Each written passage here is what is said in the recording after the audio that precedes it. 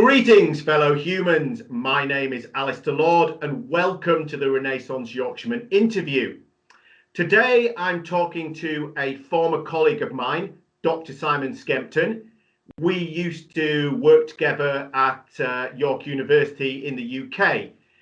And Dr. Skempton has a PhD in philosophy, and for over a decade, he lectured in the philosophy of science in Moscow. He's also given a course on the philosophy of science at York University, where, as I say, we were colleagues together. So the reason that I'm talking with Dr. Skempton today is that in some of my previous videos, particularly when I was talking about the World Economic Forum, I make the contention that not only is economics not a science, dismal or otherwise, but it can in fact be correctly described as a pseudoscience. So I have three main reasons why I make this assertion that economics is a pseudoscience. So my first assertion is that it begins with wrong assumptions. Its assumptions are incorrect, and the Kuznets curve is a classic example of an assumption that it makes, which is entirely without basis in fact. The second reason I make this assertion is that neoclassical economics, yes, and here I recognize that there is more than one type of economics, and I'm specifically talking about neoclassical economics or mainstream economics, that their record of prediction is extremely poor. But I do recognize that different economists who don't follow the mainstream often make very good predictions. But mainstream neoclassical economics has a poor record of predictions, I believe. And finally, my final point about why I believe that economics is a pseudoscience is related to the psychology of most neoclassical economists. And firstly, I believe that they are in fact extremely arrogant, and they really rate themselves more than they should do because they have narcissistic tendencies. But that they, because of this psychology, they're kind of putting a veneer of science or a mantle of science by using things like Latin, by talking about Homo economicus, because Latin sounds more scientific. And they kind of cherry pick some of the disciplines of science. So some of the research that they do is kind of based on the scientific method. So Dr. Skempton, what do you think to my three contentions that economics can rightly be described as a pseudoscience rather than a science? Okay, let's start with your first contention, which, if I recall correctly, you said that economics is based on false assumptions. That's correct, yes. Now, I think that's a bit of a problem because while obviously being false is not a good thing, it doesn't mean a theory or an activity is a pseudoscience. Just being false, because the history of science is the history of new theories correcting older theories or rejecting older theories, but it doesn't mean the older theories are unscientific or pseudoscientific. It's just part of the process of science that they'll put forward a hypothesis, it can then be tested. If it's shown to be false, it should be rejected. So being false in itself doesn't mean it's not scientific. Okay. So, you know, if you look at the history of science, say Newton may have shown some things that Galileo said to be inadequate. Einstein would later show Newton's theory to be inadequate. And that doesn't mean that they weren't scientific, the rejected theories. So being wrong or being false is not a good criterion for describing something as a pseudoscience. Okay. In fact, in fact, it's more likely to be a pseudoscience if it can't be proved false. If it's such a powerful theory that it can be adapted to any incoming evidence, no matter what the evidence is, it can be somehow adapted and can fit any possible evidence, then that's not very good for science. Science has to put itself forward as something that can be tested and therefore proved false should such evidence come in. Okay. That's of the essence of science, really, that it's got to be critical, self-critical in that way. Now, that's the first philosopher of science to talk about what he called the demarcation problem. That is the demarcation line between science and pseudoscience. What's the criterion for distinguishing them? Was Karl Popper, who in the 1930s introduced his theory of falsifiability as the criterion for saying that something is genuinely science rather than pseudoscience. Now, falsifiability means that any theory or hypothesis to be scientific must conflict with some possible or conceivable evidence. Okay. You know, they must be able to say what the evidence would be, should we observe it, that would prove the theory or hypothesis false. Okay.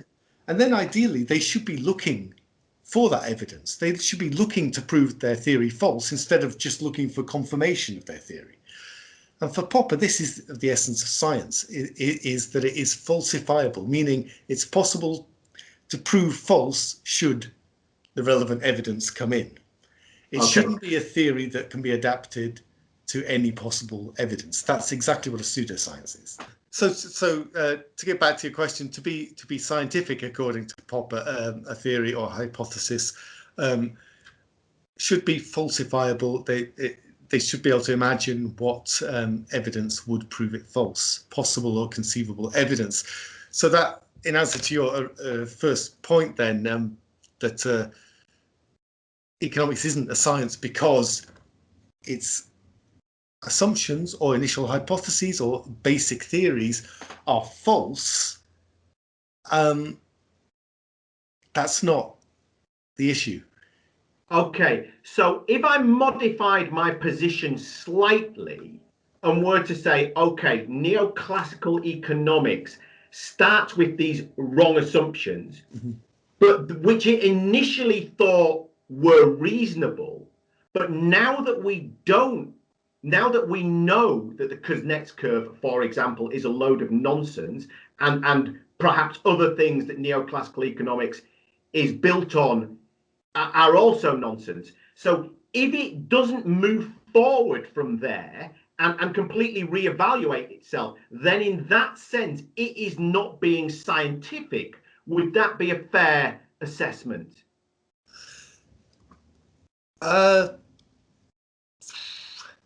Yes, in that what you're saying is initially when it put forward its initial hypotheses, they later proved to be wrong. That would mean that initially it wasn't pseudoscience, but if it doesn't adapt itself, then obviously we have a problem on our hands. So, and it should be, as I said, Popper says that science should be looking for evidence to disconfirm, to prove its theories false, rather than just for evidence that will confirm the theory. It's not only Popper who thought that. Also, the sociologist of science Robert Merton had a similar conception of science that he developed in the late 50s, where he talks about the scientific community. What makes a scientist part of the scientific community, what makes him a scientist, is that there are certain norms, certain beliefs of how scientists should behave that scientists all agree on. Right. This is an idea of what science is. Those norms include disinterestedness, that is, basically being neutral and objective rather than working for particular interests. Also, there's one called organized skepticism. So organized skepticism is a fundamental norm by which the scientific community, genuinely scientific community, is structured. So an organized skepticism sounds like the normative side of what Popper was talking about. That is, science should try to prove its theories false instead of looking for confirmation everywhere. Right. So yeah, there is a problem if then a science has its theories falsified or proven false, and then it continues as if nothing's happened. Then that's clearly a problem. Right. Great. Okay. So what about my contention about the poor record of predictions of neoclassical economics? Okay. Now this is it's often said that mainstream economics failed to predict the crisis of 2008, and a failure to predict things. Well, that's pretty bad for science if it can't actually say under these conditions this will happen. It really hasn't discovered much if it can't do that. So this sounds like there's more to this. The idea that it's pseudo-scientific because it's failed to predict things rather than because its assumptions are false. Now, it's interesting because the main theorist of the revival of neoclassical economics of the 20th century, the late 20th century, Milton Friedman, he wrote a famous essay called The Methodology of Positive Economics, in which he outlined the methodological basis for economics as a science. But what he did in this was, controversially, he said the assumptions, the basic assumptions of the science don't need to be what he called realistic. They don't need to be a depiction of reality as it is. So if you talked about Homo economicus as being a false assumption on which neoclassical economics is based, the idea that each human being is always rationally looking after its own interests, it's rationally self-seeking, yeah. Maximizing his utility. Right, yeah. So this idea as a fundamental assumption of the theory, Friedman said it doesn't matter if that's a true depiction of reality as it is. All that matters is if a theory that's based on that assumption successfully predicts events. Now, he's saying that's all that matters. Now, this is a bit of a problem in that one would have thought science should be explaining why a theory is successful. Why is it successful? Rather than this theory is successful, therefore that's good enough, even if it's based on false assumptions. Right. But Friedman's position, it's called instrumentalism in the theory of knowledge. That is,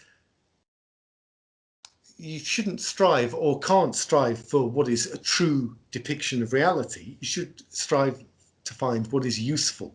Right. So it's instrumental. So the theory is useful if it successfully predicts events. And useful is all we're looking for. We don't care if it's a true, realistic depiction of reality. Now, some would argue that's not good enough, that science should be explaining why the theory can predict events, rather than just it does. So there is a problem there. And you could be a follower of a realist theory of knowledge that would say, no, it's got to have some relationship to reality. It shouldn't just somehow predict, but we don't know how, successfully predict events. However, while I would agree with such people, the realists there, that it's not ideal that science isn't depicting reality, it's not a good criterion for saying something isn't a science. So, right. So it's not a deal breaker as such. Yes, yeah, that's right. Yeah. So I wouldn't say that Friedman's argument. Some people said it is a deal breaker. That the argument in that essay that we don't need realistic assumptions. Our assumptions just need to help us to predict events. Right. That in itself is not enough to claim that Friedman's theory is pseudoscience. Okay. However, he does claim the point of economics as a science is to predict events successfully. And this is your second question, or your second reason why economics is a pseudoscience. That is, it fails to predict events successfully, such as the 2008 crisis. Neoclassical economics fails to predict these. There are other economists using different models who did predict it. Yes, but as you said, the neoclassical model is mainstream economics. So this is still the most influential, often unquestioned form of economics. Absolutely. So not being able to predict events would be a problem for Friedman. Now, also, in a sense, the criterion that Popper put forward of falsifiability for saying that something is a science rather than a pseudoscience had some limitations there. There was a problem with it because this had to be answered, because in a way the assumptions that Friedman's talking about, he's basically saying it doesn't matter if they're falsifiable or not, as long as the theory that's developed out of them predicts events successfully. So clearly he's not following Popper's criterion.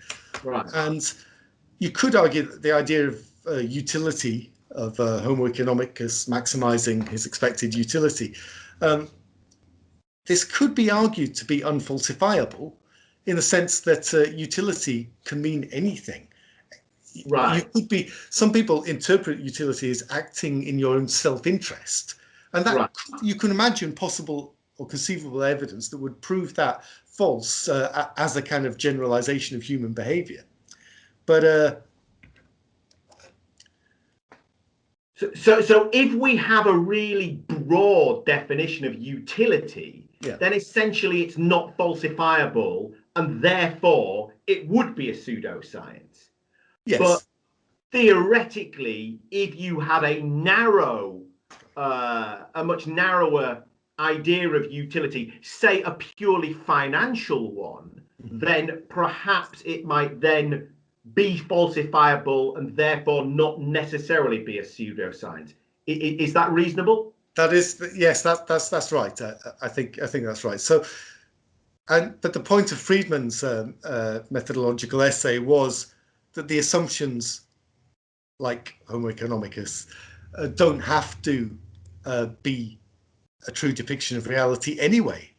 Right. As long as we can come up with a theory that follows from them that enables us to predict events. Hallucinogenic economics, one might say, because you can just imagine anything and it's all right then. As long as it predicts events, though, that's the right. point. You can imagine anything so long as it predicts events. This is what Milton Friedman was contending. Yeah, but which I think, as I said, is not ideal, but it's not a deal breaker. It doesn't make it a pseudoscience. It is possible to have an instrumentalist epistemology or theory of knowledge and still be doing what is accepted as science, or what is acceptably science. So what we have is Friedman obviously is rejecting Popper's model implicitly. But there are problems with Popper's falsifiability criterion anyway.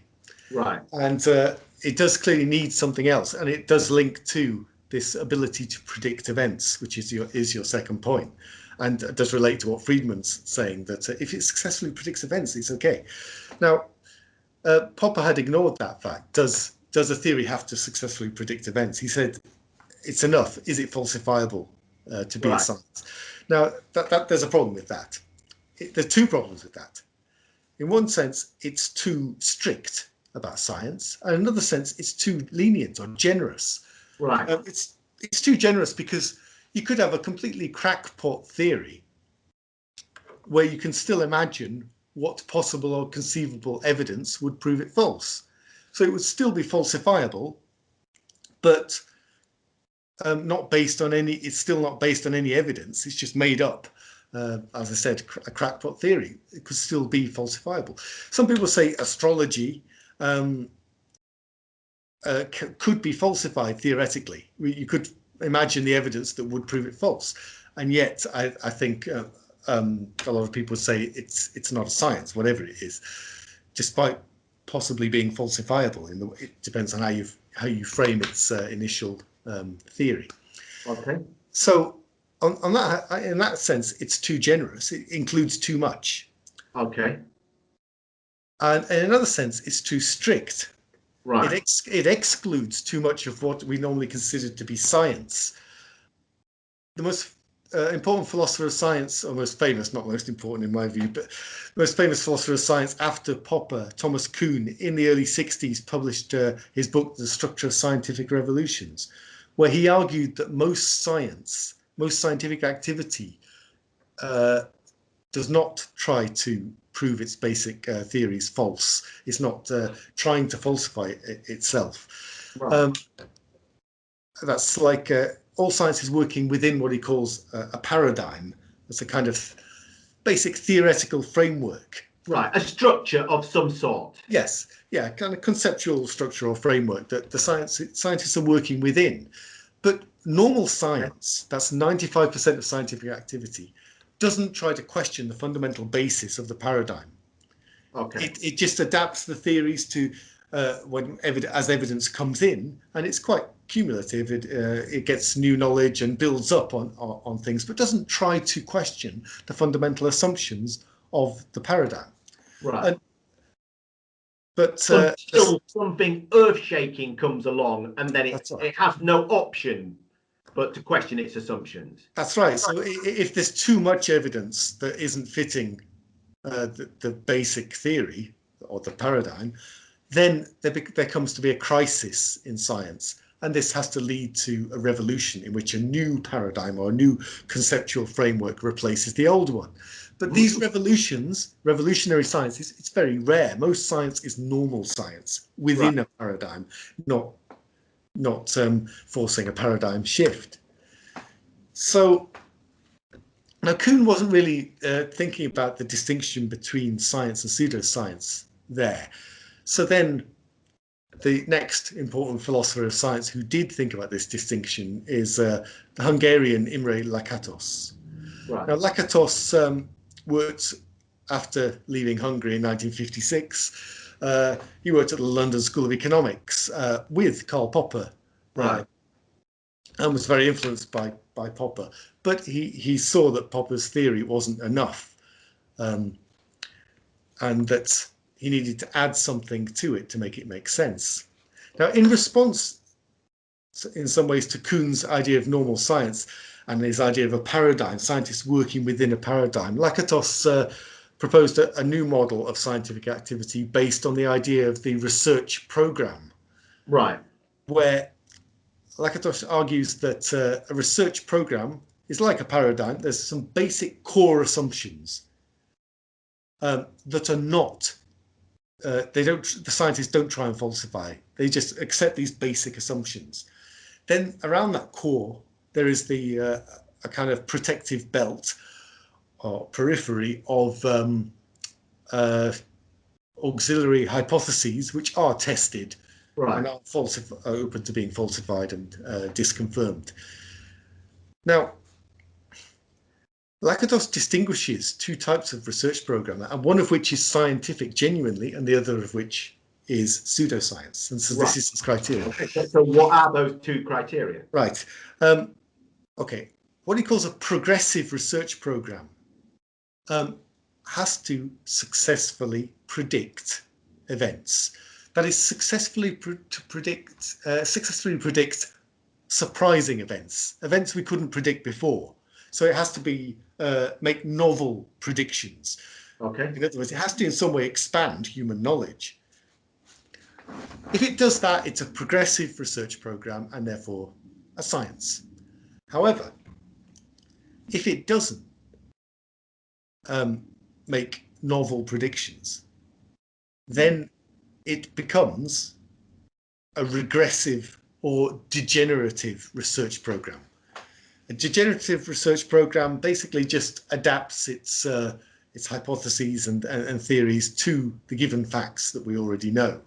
Right. and it keeps going, but without expanding human knowledge. Okay. Now that's, well, a degenerative research program, one that doesn't make any novel predictions, is exactly what Lakatosh calls a pseudoscience. Okay. So how does this then relate to neoclassical economics? Well, there's an interesting case where a disciple of Lakatosh, a philosopher called Spiro Latsis, published an article in 1972 where he used Friedman's neoclassical economics as a case study Right. for distinguishing Lakatosh's progressive from degenerative research programs. Right. It's quite a detailed article, detailed argument there, but he comes to the conclusion that Friedman's neoclassical economics is a degenerative research program that fails to make any novel predictions, and therefore it is pseudoscience for that reason. It's interesting, Friedman, this was published in the British Journal for the Philosophy of Science. It's quite a weighty journal. Yeah, and yes, and Friedman was made aware of it and made a brief note in reply, saying that, arguing that his theory had predicted certain events, but then Lakatosh asked Friedman to contribute something more lengthy to a symposium of articles debating this issue about the scientific status of neoclassical economics. He didn't reply to that, and then Lakatosh died. And then by 1976, Friedman won the Nobel Prize for economics. So Friedman dodged a bullet with the death of Lakatosh, we might say. Well, I think the way I prefer to look at it is because Friedman's neoclassical economics, it became massively influential on governments from the 1980s onwards, from the Thatcher-Reagan era. Yeah. That I like to think that if policymakers had listened to the Lakatosians, if that's a word, in the early 70s, then we might have been spared the ravages of Thatcherism and Reaganism. Right. Which was based on something which is reasonable to say, there's good ground to say that it's a pseudoscience rather than an actual science. Yes. And the Nobel Prize, I mentioned, is winning the Nobel Prize for economics, which was only began, the so-called Nobel Prize for economics was only founded in the late 60s. And so he was one of the first people to win it, whereas all the other Nobel Prizes are much older. And this isn't really a Nobel Prize. It's just set up by the National Bank of Sweden and then named it after Nobel. Right. But it's part of what you were saying, I think, with your third point about that that economics gives itself an image of science, a kind of aura of science that it perhaps doesn't deserve. And having a Nobel Prize in economics is a way of comparing it to physics and chemistry and medicine, where there are Nobel Prizes and have been for a much longer period. And they are real Nobel Prizes. Right. So a pseudo Nobel Prize for a Yes. pseudo-scientist. Yes, that's a good way of putting it. Yes. Right. So, I suppose that brings us on to your third point then, the mantle of science. Yeah. So science has a, I mean, you can see why the economists would like to call themselves a science, and you'd see why policymakers who are acting on neoclassical economics, that is monetarists or free marketeers, or Thatcherite Reaganists, etc., that they want to show that their policies are based on science rather than it's just something they made up and it's just something they believe in, and all the suffering it pulled out of thin air. Yeah, and all the suffering it causes is they want to say that there is no alternative. This is science rather than this is a product of human decision making and political beliefs rather than. So by claiming it's science, they're making a claim to technocracy. The politicians, instead of being politicians, they're technocrats, that is scientists, or they're following the orders or influence of experts, scientists. And then we have Or technocracy. that's what they claim. Yes, but the idea of technocracy, of technocrats rather than politicians, is they're not putting forward a particular political viewpoint that you could oppose by another viewpoint. They're putting forward science, the science of something that's technically a technical way of putting into practice scientific theories. So it can't be questioned. And Thatcher famously said about her policies, there is no alternative. And the World Economic Forum also say in their, when they talk about their manifesto for capitalism 2.0, they also say there is no alternative. Yes, so this is, I mean, what's happening here is by squashing the possibility of there being an alternative by claiming that your politics is actually science, which is what Thatcher was doing with that phrase. This is a classic example, in a way, of what Marx called ideology.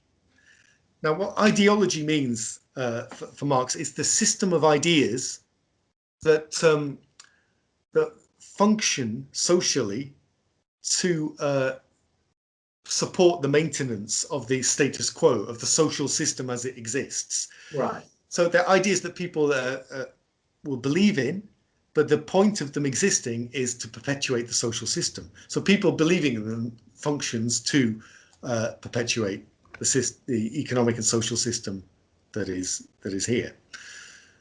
So obviously, so ideology then will make the social system we live under look like it is permanent or natural. Right. It's a natural. It makes it look naturalizing capitalism, making it look like this is just the laws of naturalizing nature. inequality, for example. Yes, it's saying it's just the laws of nature rather than a result of particular political decisions or a particular historically circumscribed social system. Now, so ideology tries to make it look permanent and therefore natural. And this idea of technocracy, this idea of economic policy being based on science, well, it's implying that the policies are basically just following natural laws or laws of nature. The way that, say, the law of gravity is a law of nature that we cannot defy. These laws of economics that they're presenting to us are put forward ideologically as if they're laws of nature that we cannot defy. The market will solve everything. Yes, because the market is just leave it to the market means leave it to the natural forces, forces of a kind of second nature, in a way. So that's what. Which I would argue is absolute utter nonsense. And yes. Markets, no doubt, have their places in some circumstances. However, to describe them as natural, in the same way that pi r squared is the area of a circle or the law of gravity is natural, is absolute nonsense. Mm-hmm. Yes, that's right. But this is the other aspect of this technocracy is basing politics on some idea of science. But the idea of science, what is it? It's obviously not the science that we've been talking about. The idea of it being falsifiable, it being self-critical, it involving organized skepticism. No, it's quite the opposite of that. It's the aura of science. It's science as an authority. So scientists are now scientists as an authority. They've taken the place of the priesthood in modern society, right. And that is to be believed just to be trusted blindly. Right. Yet the whole point of science is to be critical, self-critical. And right from the beginning of the scientific revolution, the scientific philosopher Francis Bacon, he said one of the idols of the mind, that is one of the psychological obstacles we have to actually thinking in a scientific way, one of his idols of the mind was blind acceptance of authority. And yet the irony is now we have blind acceptance of the authority of experts in economics, right, who are using science as a way of, as a kind of, giving them an aura of authority that we must blindly accept, which is the opposite of what science is meant to be. Right. So they're claiming this aura, and not only is it a load of nonsense, but actually by claiming that aura, they are being unscientific. Yes. Yeah, absolutely. So, I mean, in a way, this is what could be called an ideology of science, because science is supposed to be distinguished from ideology, but it should be clearly distinguished. But there is an ideology of science, and that is this blind acceptance of the authority of a scientist. But this is a kind of pseudo-science. It's not real science that we're talking about. It's just the image or the aura or the authority that science has. The Marxist philosopher Louis Althusser, who in the 60s developed Marxist theory of ideology, actually wrote an essay called Philosophy and the Spontaneous Philosophy of the Scientists, in which he distinguished between the ideology of science and science itself. Right. And he uses the same language as Popper, actually. Lines of demarcation need to be drawn between science and ideology. Science itself is open-ended and what he calls subjectless. It's objective. Whereas ideology is ultimately always refers back to the subject. It's always a worldview that needs confirming. Right. And so it has this subjectivity to it. Ideology is always referring back to the subject. Ideology is always for a subject. So this development of Marx's notion of ideology is the idea that we're always living in a worldview. Right. The worldview is looking for confirmation, but science has to break with that worldview and become objective, and not just confirm our ideological beliefs. So he makes a radical distinction between science and ideology there. But then there can be an ideology of science, which is that of naturalizing, falsely naturalizing social relations of a particular economic system, which is what's going on there with what you call the mantle of science, given to mainstream economics. It's an ideological mystification of the way we think by presenting these policies as scientific, when in fact they're not scientific, because the way they've been presented as something that you have to accept as having the authority of science, whereas science is supposed to be self-critical. It's supposed to be looking to disprove rather than prove its theories. Great. Okay, well, thank you for that, Dr. Skempton. So my contention was that economics is in fact a pseudoscience, but when I first said because it had wrong assumptions, that may not be the case. Mm-hmm. However, if it has wrong assumptions that are shown to be wrong and then it doesn't move on, then that would be the case for a pseudoscience. I also talked about the record of predictions, and although I'm sure there are neoclassical economists out there who would dispute this, mm-hmm. Neoclassical economics has a poor record on predictions. The classic example being the 2007-2008 crisis. And since that time, neoclassical economics has not reviewed itself and its founding principles, but has just said, oh, let's do more of this. Mm-hmm. So that could rightly be described as pseudoscientific. Yes. And finally, this mantle of science that you went into some detail on could also be said to be a reason why it is in fact a pseudoscience. Yes, yeah, that's a good summary. Yeah. Thank you. Okay, well, thank you very much for your time, Dr. Skempton. Thank you for watching. I greatly appreciate your time.